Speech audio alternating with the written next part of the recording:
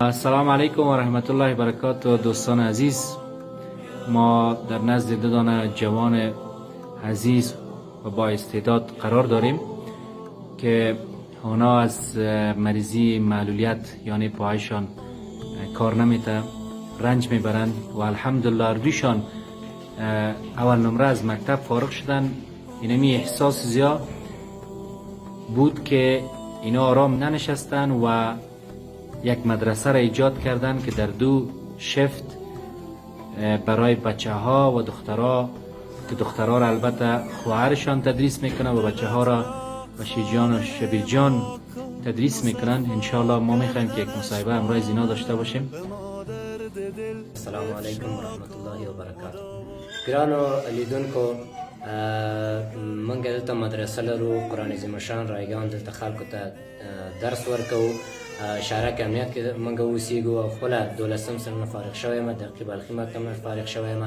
زموږ په مدرسې کې تقریبا 90 دانې شاګردان اوسیږي چې هم نارینه دي او هم ښځینه. منګه ښځینه خورګانو ته منګه بیل خور تدریس کوي، هغوی ته درس وایي، سبق وایي، او زه او ورور مې هلکانو ته یعنې نارینهو ته سبق ورکوو دلته رایګان.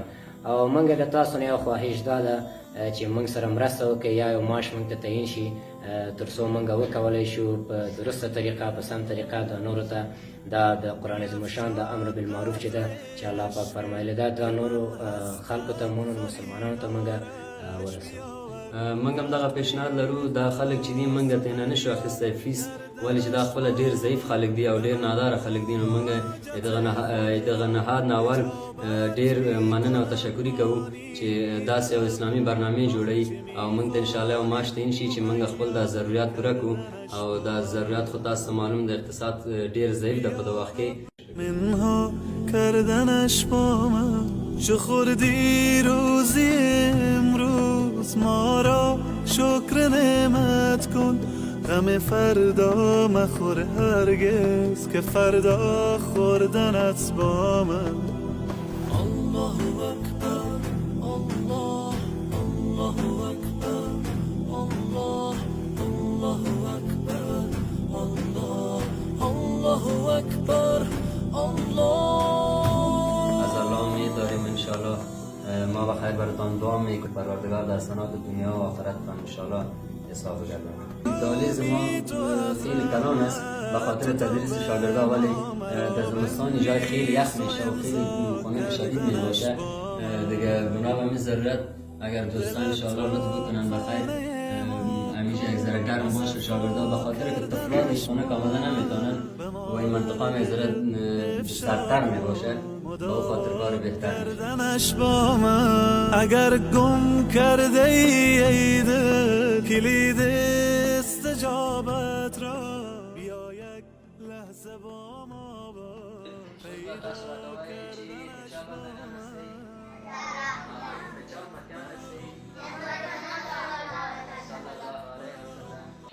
أعوذ بالله من الشيطان الرجيم.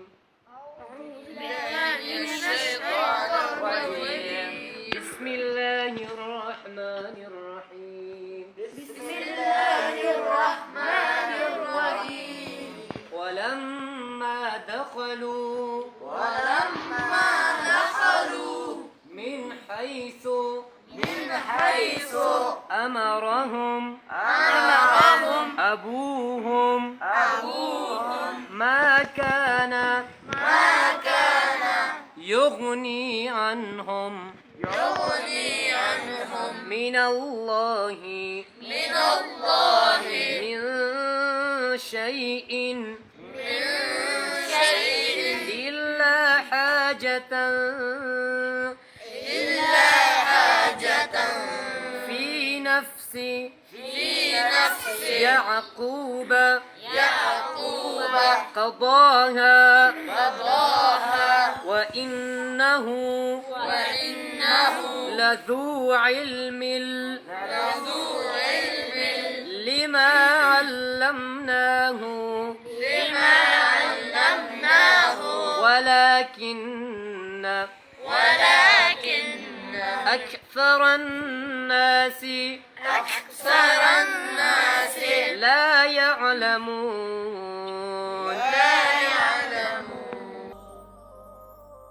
مهما توارت